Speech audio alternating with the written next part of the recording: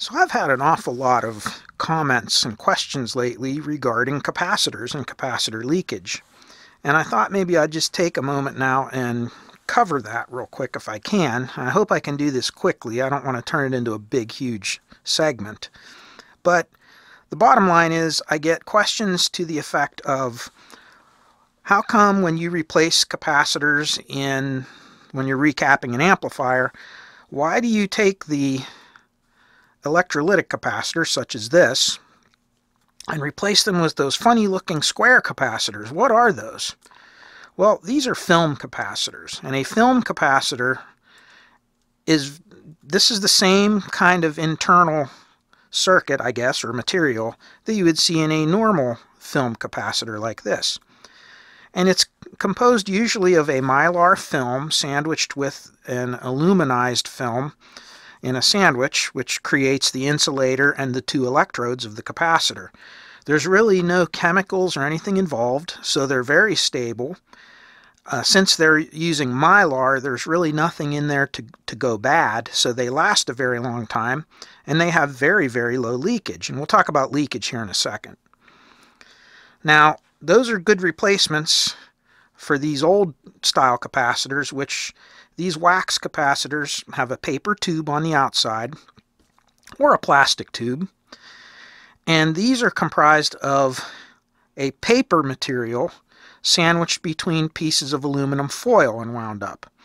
And one of the problems with these is they come from the factory brand new. They do have a small amount of leakage in them, much more so than the film capacitors like this. And in addition to that, the paper that they used in these way back in the day contained acid in the paper. It's just kind of a byproduct of when they made the paper. And that the acidic content of the paper will actually react both with the paper and with the aluminum and cause these to begin to break down internally.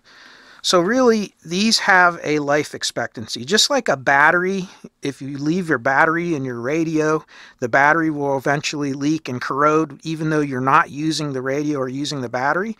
So too will these types of capacitors fail with time. That's why you always hear so many people say, don't even bother testing them, just replace them. But really, that's not a good explanation, is it? Everybody wants to know, well, why do you want to replace them? So that's what we're going to talk about a little. First of all, let's define the two types of capacitors that we're dealing with here. These types of capacitors don't use chemicals. They just use materials like an insulator, like mylar in this case, or polyester, or different materials like that, or paper, like these ones do. And all a capacitor really is two conductors separated by an insulator.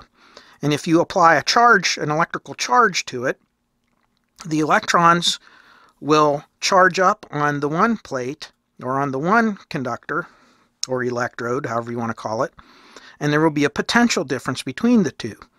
And unless you apply some sort of a current path between them, that differential in charge will stay in there. So it kind of acts like a battery in a sort of way, in that it will hold an electrical charge, and then you can discharge it into a resistive device. And leakage is what happens when these capacitors will break down naturally, and it will be similar to having a resistor across the terminals. In other words, you don't have a perfect insulator anymore, but rather it would be similar to an insulator with a resistor across it, even though there is no real resistor in there. So that's what this little drawing represents. These are equivalent circuits. An equivalent circuit is something that doesn't exist in reality, but that this circuit represents how that circuit acts, if that makes sense to you. So when we talk about leakage would be this type of equivalent circuit. So every capacitor contains some sort of leakage internally inside the capacitor. In other words, when you charge it up, this insulating barrier between these two electrodes is not perfect. So if you charge this capacitor up, it will begin to discharge through that internal resistance that it has, that imperfect insulator. And the worse this imperfect insulator is, the faster it will discharge, and we refer to that as leakage. Now don't confuse that with equivalent series resistance, ESR. You hear that term a lot also, and we have meters that test ESR. ESR would be the equivalence of a resistor in series with that capacitor. And in a real world, a capacitor has both of these at the same time. Now, what does ESR do that leakage doesn't? Well, as the capacitor is charged up, once it's charged, this really doesn't matter, does it? Because this is already holding a charge between these two electrodes. But when we apply a current to this capacitor, you can see that that resistor, however small or large it may be, that resistance will actually affect the rate at which this capacitor charges. It almost acts like a RC time constant, correct? So high ESR capacitors have a couple of problems. Number one, they affect the performance of this capacitor to charge quickly and discharge quickly and to deliver their full amount of current, because that current is going to be limited by this. But secondly, a resistor does its job by converting electrical energy into heat energy. So as this is limiting the current, it's also producing heat inside the capacitor, and that heat affects this material, the insulators, the electrodes, everything, and eventually that makes this get worse and worse until the capacitor fully fails. So there are two different failure modes in the capacitor. And just remember, every capacitor has both of these to some degree, but some of them are so minuscule that it really is negligible and doesn't matter based on the way you're going to use the capacitor. Now, the other two main differences you want to know about caps is these two types. This, well, let's start with this one. This is a film capacitor, as is this, as is this. They're just in different packages, but they have the same thing. They have that either polyester, polyethylene, mylar, some sort of plastic insulator separating two aluminum foil electrodes or something, or aluminized foil. It could be mylar with aluminum painted onto it. Doesn't matter, all the same thing. And then you have what's called an electrolytic capacitor. Now this is very different inside from this. So unlike this guy, where you just have the mylar or whatever and the aluminum, this actually will have an aluminized oxide, and that oxide acts like a dielectric. And dielectrics actually are polarized. In other words, they will take a charge in one direction but not in the other.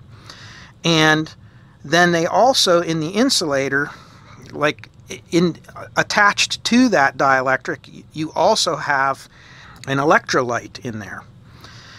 Then you usually will have a paper insulator in between them, and the whole thing electrochemically acts like a capacitor. So there is actually an electrochemical process taking place in order for this to store a charge. Now, why would you want to do that? Well, the advantage of that is when you use an electrolyte like that, the capacitor is polarized. In other words, it has a positive and a negative. These are non-polarized. These guys don't care which way you connect them.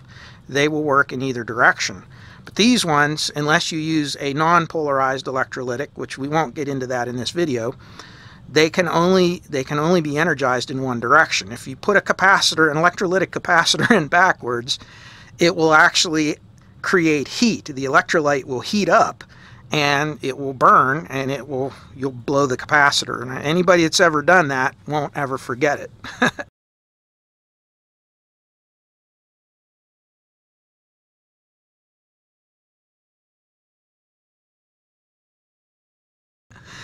So the advantage of these is that as far as size is concerned, you can get an awful lot of capacitance in a very small area. So for instance, these are both 2.2 microfarad at 50 volt capacitors.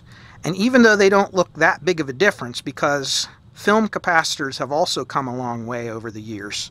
This is a film capacitor like this, or a paper and foil capacitor, this type, that's 2.2 microfarads.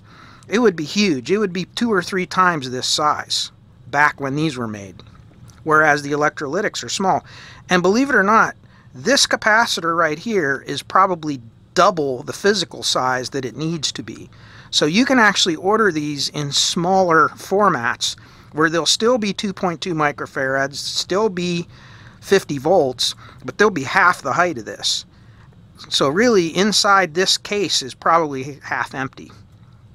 You can fit a whole lot of capacitance in a very small package. That's the advantage of these. The disadvantage of these comes when we talk about that ESR and leakage thing. So these have inherent leakage. Even the so-called, like this one is a low leakage electrolytic, and this is a standard electrolytic. Even low leakage for an electrolytic is still nothing compared to a film capacitor. These have almost immeasurable leakage when they're working properly.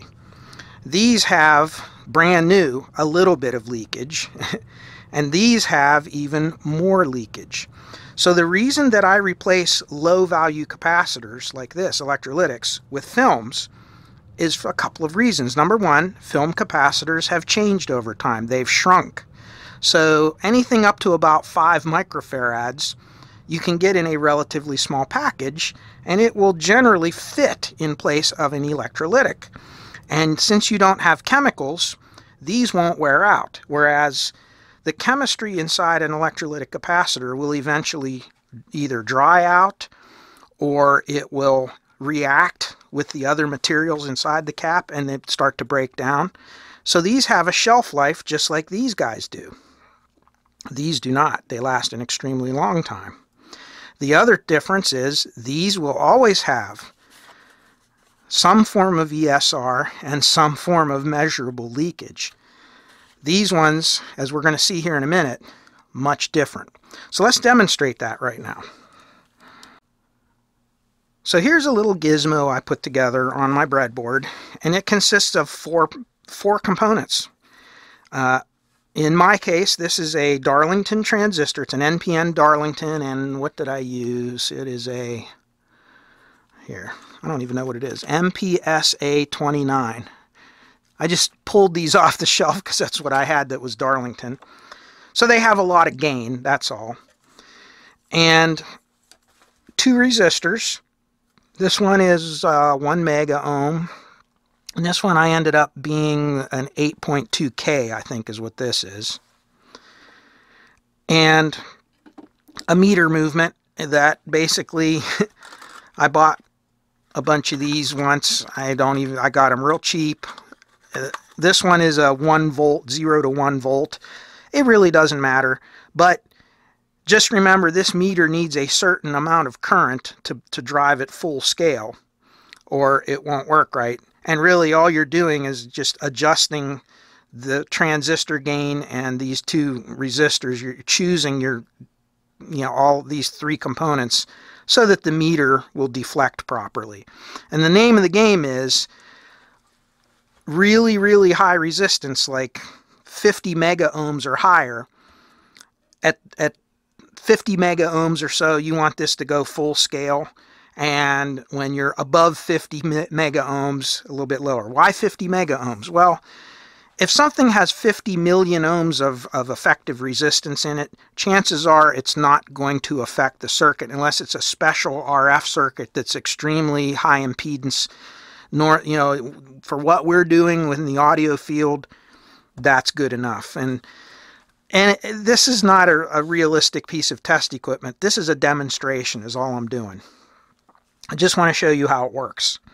So if we take this first capacitor, this is a brand new film capacitor. It's rated at 2.2 microfarads at 50 volts.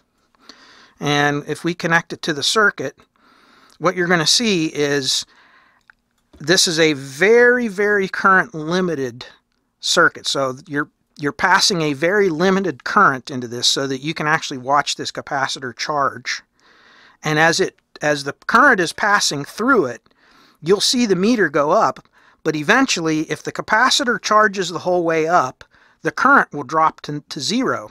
And if that insulator has no leakage in it, this will stay at zero. In other words, the capacitor is charged, and the one side of the capacitor is at the potential that we applied to it, the other is at 0 volts, and that insulator is holding that charge between those two electrodes. If there's leakage, then that current will actually make this meter deflect through that transistor. So that's really all we're doing. And this is how these low impedance, these high impedance, low voltage capacitor checkers all work. There's many different variants out there on the internet. They all do the same thing. So we connect this up, and you can see it's drawing maximum current through that little resistor. And as the capacitor charges up, you're going to see this meter will start dropping eventually. There it goes. And you can see as the voltage is going up on the one electrode of the capacitor, the current is going down. Now this is tiny. This is literally microamps of current. Tiny little bit of current. So you can see there is virtually no leakage in this capacitor. It's extraordinarily low. Let's take another film cap. So this is a WEMA, and this one's the same thing, 2.2 microfarads, but this time at 100 volts. It doesn't matter, but it'll do about the same thing. It begins to charge, and of course the higher the capacitance, the longer it takes that tiny teeny amount of current to charge the capacitor. That's why there's a delay like that. And you can see this one's dropping down too. So these are extraordinarily low leakage, and that's what you would expect from a film capacitor. It's almost no leakage at all. You can see it'll just drop down, down, down, down, down. And if you wait long enough, it'll drop a little bit lower. It just that last little bit takes a little bit of time. Now, this here's another film capacitor, except instead of 2.2 microfarads, it's 470 nanofarads. So a 470 nanofarad capacitor, it's 0.47 microfarads. Watch how fast it charges. Well, you'll have to keep your eye on the meter because it goes fast. And yeah, even the capacitance from my hand will react with the meter leads. You see that? If I touch it, I can just peg the meter through my fingers. All right. And you see how quick? And look, there is no leakage. It's not even measurable by this meter. And you see how fast it popped and then down? So that's a film capacitor. If you look at a non-film capacitor, like this is also 50 nanofarads. See, 0.05 microfarads. I'm sorry, this was 47 nanofarads, not 470. I'm sorry. I'm doing this off the cuff, folks. So this is about the same capacitance as this one, and it's even rated at lower voltage. This one's only rated at 200 volts, while this one is rated at 630 volts. But again, with this tester, it doesn't matter. And if you connect this one up, no good, huh? It's because it has leakage, and that is the leakage from that acid in that paper. And so what this is doing, what this is telling us is, even though this capacitor may test as a capacitor, so let's hook up our meter. I know this clip is much longer than I expected it to be. Well, it's me. What do you guys expect? So, capacitance, if we put this on here, we just got on a capacitor check, you can see it reads high. It's actually reading 0.2 microfarads or 200 nanofarads. So you can read capacitance in here, but you can see very clearly that there's a huge amount of leakage. And so when that meter was pegged, that means that the internal resistance of this capacitor was draining the capacitor faster than this little current limited supply could charge it, if that makes sense to you. That's how these little meter thingies work. Now, here is a brand new Nichicon PW series. These are very well respected capacitors. People use them all the time for recapping their stereos. And if I connect it, positive and negative, the right way,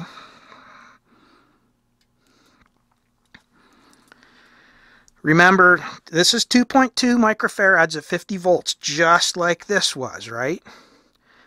So what we should see is in about 5 or 10 seconds, as this charges up, you should see this meter start dropping. But do you notice something? And this is a brand new capacitor. And it's not something that's been sitting around for a long time or anything. This was a relatively recently purchased capacitor. We can sit here all day. This is never going to move. Now, here is a so-called low leakage. So this is a Nichicon KL series. And these actually will have a lower leakage current than these. That they actually cost. They're the only ones that Nichicon makes right now that are considered a low leakage electrolytic. And if I connect it, even it probably will not charge up. It will still have a lot more leakage than a film capacitor. You can see that it's not dropping. Now, some of these KL series, they will drop the meter a little bit, because they actually are on the borderline of these meters working and not working with them. But now, so you can see the fundamental difference between an electrolytic and a film type capacitor. You can also see what I'm talking about, the leakage of these old paper foil capacitors. So really, that's what this is proving. That's what we're demonstrating. Now, before any of you ask the question, I'm going to answer it. Why would you ever use this? They leak. Well, understand that this is testing it at an extreme. There's not enough current flow in this current limited supply that's charging the cap to overcome the very, very tiny leakage of this electrolytic capacitor. So what I'm saying is it's an unfair test. This capacitor, for the application in which you will use it, where normally you are applying lower impedance signals, these are going to work just fine. But the negative of them is still they are a chemical component. They have that electrolyte, and they have that what's it called layer that I'm having a brain fart. But these will have a shelf life. They will eventually wear out, whereas the film capacitors, once you replace them, you're done. So that's why I do that. And that's the main difference between them. So the next question is, why or how do you go about testing these? Okay. Well, first, do you need this thing? Because I know all of you, I know a bunch of you are going to say, Tony, can I have a schematic for this? You know, you don't need this. I'll show you a good substitute. All right, I know what you're going to say. Okay, Tony, why are you messing with us like this? So, this is a vacuum tube voltmeter, a VTVM. And quite often, and you could see the one next to it, the RCA, this is the same thing. There's no difference. Either one will work. This one just has a nice big meter movement for showing on the camera. But if you noticed, it has readings up to reading times 1 million. So that means whatever you read on this scale, you times it by 1,000,000. So this can read up to 1,000 million, or 1 gigaohm, or 1 billion ohms. That's pretty high. The other thing is, this only uses a 1.5 volt battery, or a 1.5 volt signal. And you ask yourself, well, how can something of that small voltage read that high or, read that high of a resistance? Well, the reason being is that a vacuum tube voltmeter, it's in the name, has a vacuum tube that drives the meter movement. In other words, this thing that we built, that little test jig right here that you're looking at, it's relying on the voltage of the test circuit to drive that meter. And that meter is an electromagnetic coil, right? And it has to overcome the spring on the needle and so forth. But on a VTVM, that vacuum tube provides the energy to drive the meter movement, and the input to that vacuum tube is very high impedance, and it takes a very tiny amount of current to drive that meter all the way to its end. So as a result, you can read very, very high resistances using a very low voltage. Does that sound familiar? That's kind of what our little circuit over here was doing with its little 9-volt supply. So let's do the same thing. Here's our capacitor again, 2.2 microfarads, and we'll hook the probes up. Here we go, 1, 2. And you can see as the capacitor charges, the resistance goes up. You see there? Because as the capacitor is charging, it's drawing less and less current, till eventually that meter will settle somewhere, and that will be the actual leakage in ohms, not in current. Okay. Now, if we knew the characteristics of this meter, we could actually calculate from the display of the meter how many microamps or nanoamps or whatever of current represents that deflection on the meter, but I'm just not that ambitious. So bottom line is, with a capacitor, anything over 50 mega ohms is usually going to be good enough for most circuits that you're going to work with. All right, the phone rang, and over the last minute or two that I was on the phone, you can see the thing has settled, and the leakage is above 1 gigaohm. So there's no leakage on this. Now let's look at an electrolytic capacitor, and I'll hook that up right now. And it's that PW series again. Here we go. And you can see it's going to charge up as well. And I'll let you watch the paint peel off the wall here for a while. And I'll shut the camera off, and then I'll come back on when it's settled.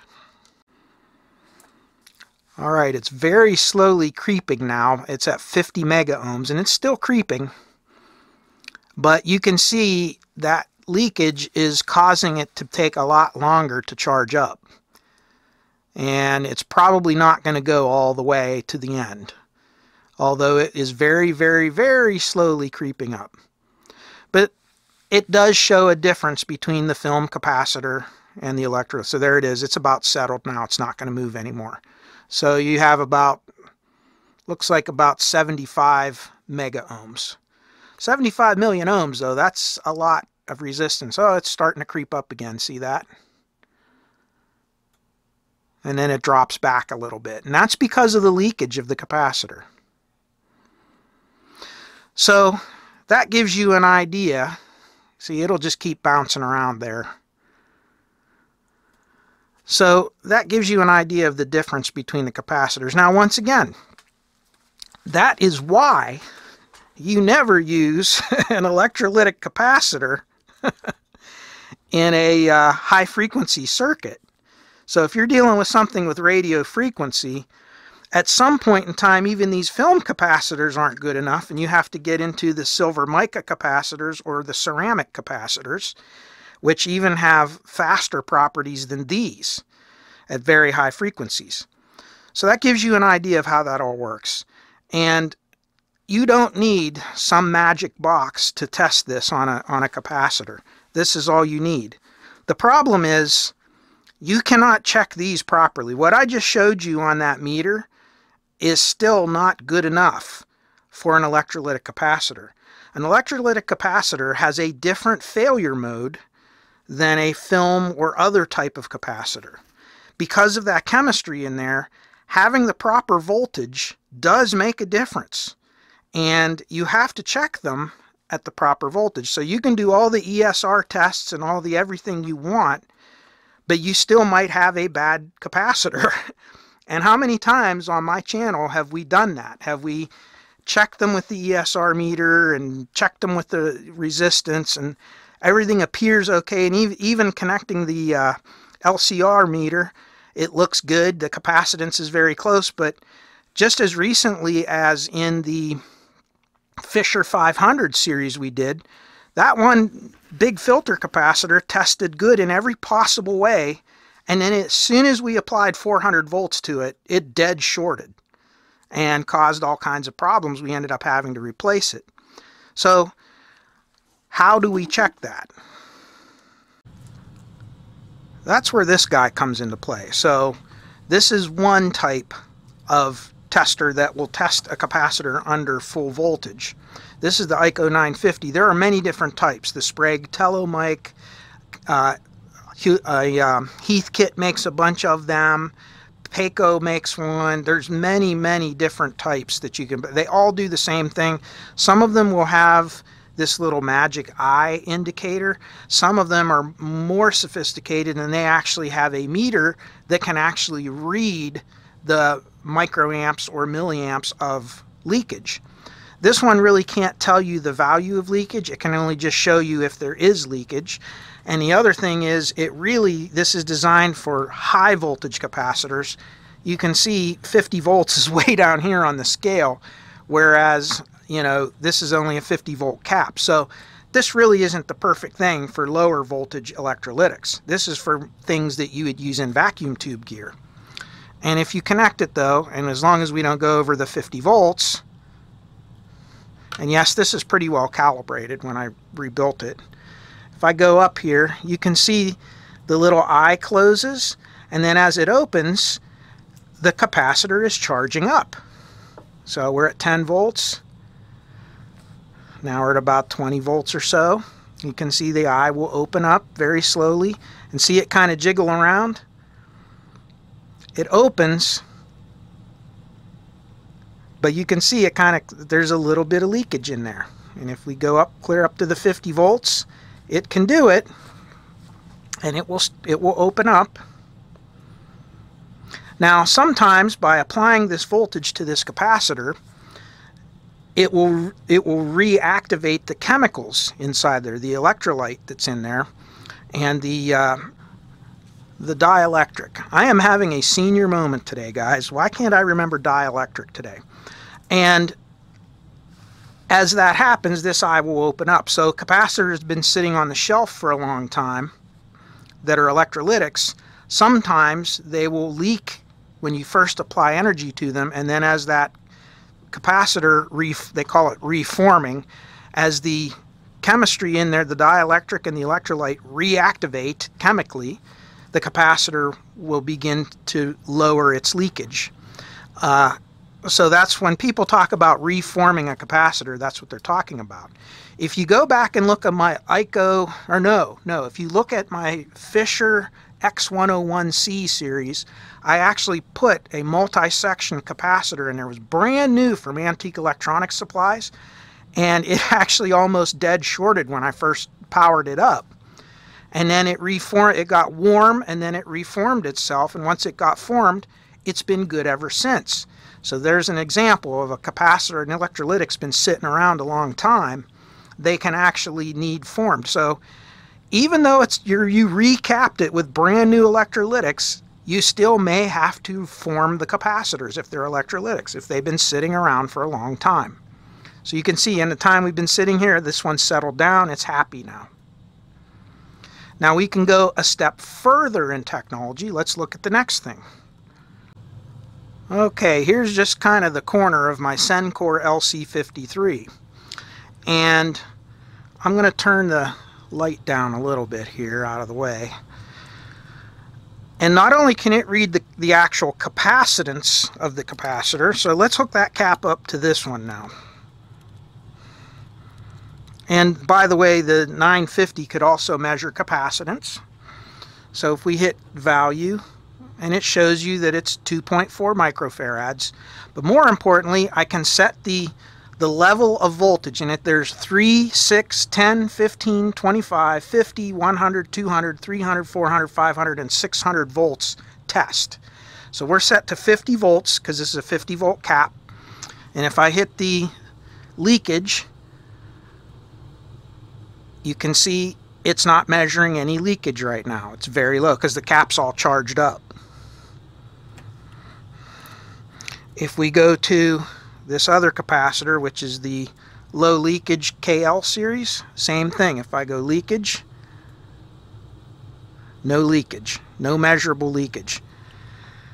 If we put a larger type of capacitor in there, let me get one for you. This guy's rated at 160 volts at 47 microfarads. If we connect it, you're going to see some numbers flash by. I'll explain to you what that is here. There's your leakage. And you can see it's flashing 8s, now 1300, 980, 680, 530. See how it's going down? As the capacitor is charging, it's showing you the amount of microamps of current flowing through the capacitor. That's the amount of leakage. And you can see it. This one settles. This one's actually reforming right now. You see how it's stalling out and then it starts dropping again? This cap's been sitting inside the bin for a while. But eventually it'll go way down to almost zero. And see, and now it's going back up. And see, now that it bounces back up, that's where your leakage is. So that's the actual leakage in microamps. Now, why did we find leakage on our other little test device, on our ohm meter on the other, but not on this? Because this thing, the current limited supply, still applies more current, more minimum current, than the other one. So it's a different test. Each tester has its own method of testing, and that's what I guess I'm saying. On this one, you can also pull out a little chart. I don't know if you can see that, but that chart, you can look up the capacitance in microfarads and the voltage, and it'll tell you the typical maximum allowable leakage for a good cap. So for instance, this one is 47 microfarads. So if I say 50 microfarads is the closest one, and it's rated at 160 volts, so at 100 volts, it can be a maximum of 420 microamps and still be considered good for that type of capacitor. So this one was 80 microamps, so it was really good. So that's it. That's how you test caps, and those are some of the different ways you test them. Now there's many, many other things we can test with it, but I just wanted to kind of clear the air a little bit with what some of this is, because one last comment here. If I connect a big electrolytic like this to this test jig, it will never, ever, never come off of the maximum charge. It'll just sit there just like that other one did. It will sit there forever and ever and ever. And even if it was an extremely low leakage cap, because there's so much capacitance here, 47 microfarads, at that low of a current limit, it would take a super long time for that capacitor to charge up, because this is an RC time constant. So it literally would take a super long time for this meter to drop. It's not practical. Now on the meter over here, if you go to a lower, like this, go to a lower, like reading times 1 or reading times 10, I'm on times 10 right now. If I connect the capacitor to that, you will see it goes right away, see? Alright, no pun intended, but to recap, this and this method that uses the high impedance, low current test is good for checking these paper foil capacitors and film capacitors, little caps like that. Not good for electrolytics, not good for high capacitance capacitors. It's just not. And for checking electrolytics, especially high voltage ones, you need a capacitor checker that can actually put the actual voltage on there. And if the chemistry has problem with it, it'll break down. You'll see it draw excessive current, and you'll see the meter will show that there's excessive current and it's not dropping because the cap is not forming properly. And the only way you can check that is by applying the correct voltage to it.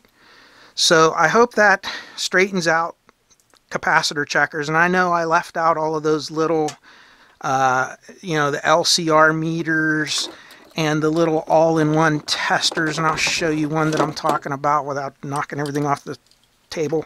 One of these, they also can check capacitors, but they're going to work a lot like my meter here. They're going to apply a signal, an AC type signal, like a square wave, high frequency, and take some measurements based on how the capacitor reacts with that signal and calculate things like V-loss, capacitance, and ESR. But again, even those can sometimes be inaccurate when the capacitor is not under its proper load. All right, well, this was much longer than I wanted it to be, so I might carve this out and do its own little random video, and there you have it. So, quickie, that's it. Thanks for watching, and I wish you all peace, joy, happiness, and good health, and we'll be back real soon with some more stuff. I have another random probably because I have multiple questions I want to answer, but I don't want to take up too much time. Thanks. Bye-bye.